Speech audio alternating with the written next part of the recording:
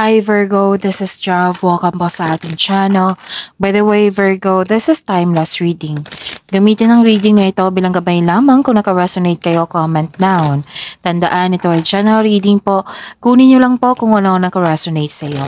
This is for you Virgo.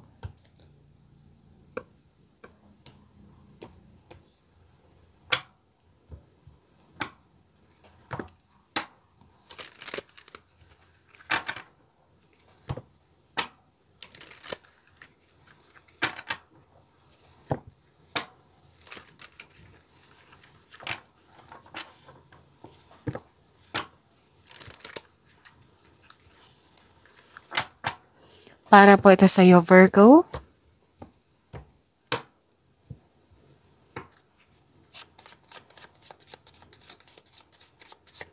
Maraming salamat po sa inyong patuloy na suporta, sa mga nag-donate, sa mga hindi nag-skip ng ads, maraming salamat po.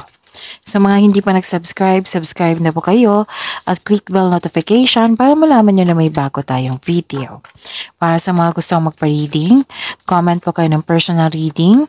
Again, comment kayo ng personal reading and check my reply sa comment section. Virgo. Love is blooming, self-care, romance, attraction, and affection. Pag-aalaga sa sarili. You love yourself more. May nag-observe ka sa isang tao or sa isang bagay or sa isang sitwasyon or di kaya ibang tao to na may nag-spy sa iyo, nag-observe sa iyo, may taong malapit sa iyo na mahilig magmanipula at may gusto siyang kunin sa iyo. Like for example, ano yung kunin niya? Like for example, ideas, information, opportunities. Pwede din agawin niya yung tao. And nabibigatan ka, nahihirapan, pero nagkaroon siya ng recovery. Okay, nagkaroon ng recovery at nagkaroon ka ng time sa nature, nag-meditate at nag-grounding. May very supportive na group of people dito and I believe this is your family. Personal development and spiritual growth.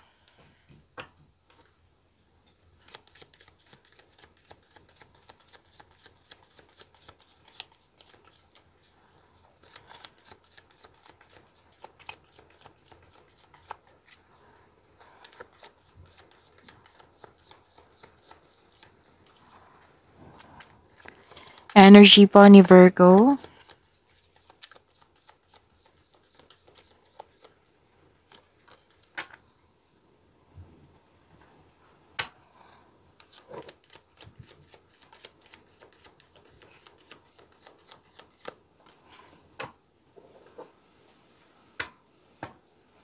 Kung may napansin kayo na repeating message, yan po yung pinupush ng cards niyo po. Like for example, nanonood kayo sa inyong monthly gabay tarot reading, sa inyong first half of the month of September, weekly gabay tarot reading, at dito din. At may napansin kayo na repeating message. Yan po yung pinupush ng cards nyo na kailangan nyo bigyan ng atensyon, solusyon, at aksyon kung maaari po. So, na yung energy ni Virgo.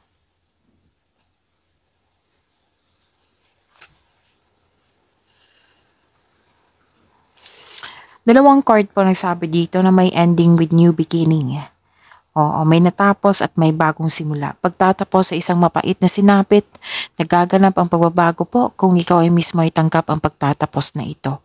Ang pagsuko na ito ay lumili ka na isang pakiramdam ng kapayapaan at pasasalamat.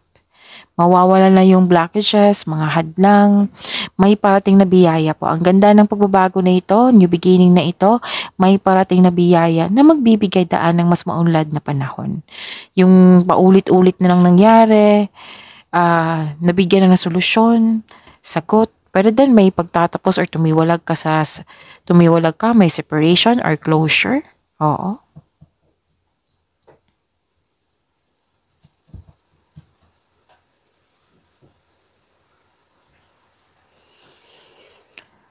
Okay, so this is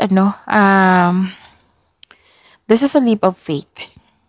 Sabi ng card, take a leap of faith and trust the support of the universe. Please know that you are divinely guided, Virgo. Huwag kang matakot. Instead, i-acknowledge mo ang mga lessons na na-encounter mo. And this will lead you to new opportunities po. They're part of your personal and spiritual evolution, which is lumabas din dito. Sinabi ko kanina. Lumabas dito sa tarot cards niya. So, mag-ingat lang po sa paggawa ng pagpasya. Huwag magpadalos-dalos.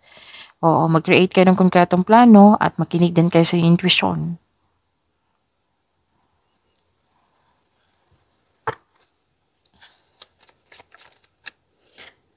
This is about your career and money, Virgo.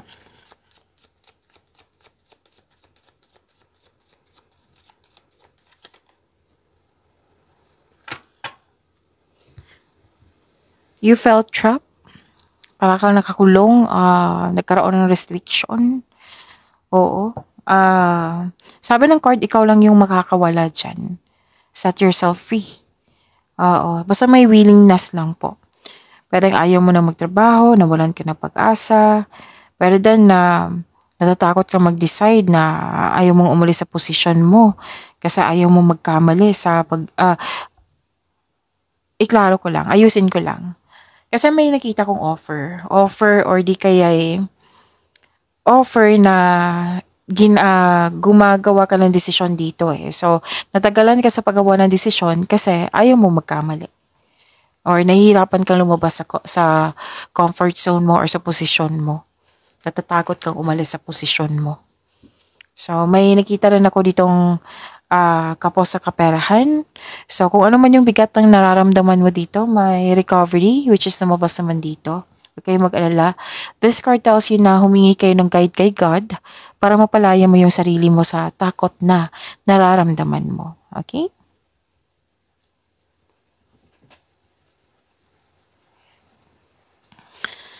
Isang bagong chance para sa paglago ng iyong buhay karera. Kaya kailangan ng aksyon po dito. Huwag kayong mag-alala kasi dalawang card na po nagsabi dito na you are divinely guided.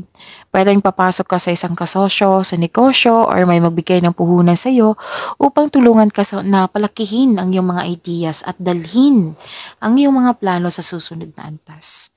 So may ambisyon o ideyang gustong gawin. So, magawa ng plano. So, dalawang card na mismo nagsabi nito ha. Magawa ng plano, konkretong plano para sa inaharap. Mag-ingat lang po sa pagiging mainipin. Okay?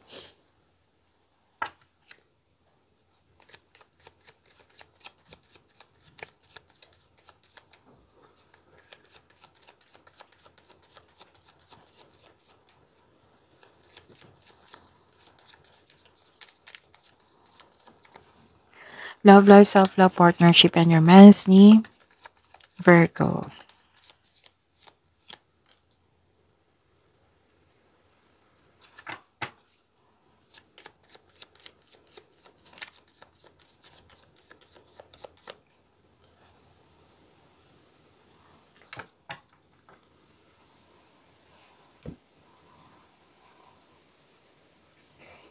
Okay, so love life, self-love, partnership, and romance. Nakita ko dito na sabi ng card, accept your mistakes as well sa person na ito. Kasi may conflict eh. So, accept your mistakes as well sa person na ito. Pwedeng partner mo, matalik mong kaibigan, palagi mo kasama dyan, malapit sa iyo. So, you can successfully let the past go.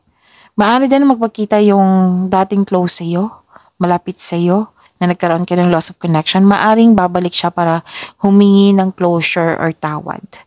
Pero balak pa po ito ha, balak po niya. So, kung gusto mo ito, then ipag-pray mo na magagawa siya ng aksyon. Kasi balak pa ang nakikita ko dito. Kung meron man ng aksyon, seek forgiveness in order to move forward. Sabi ng iyong card.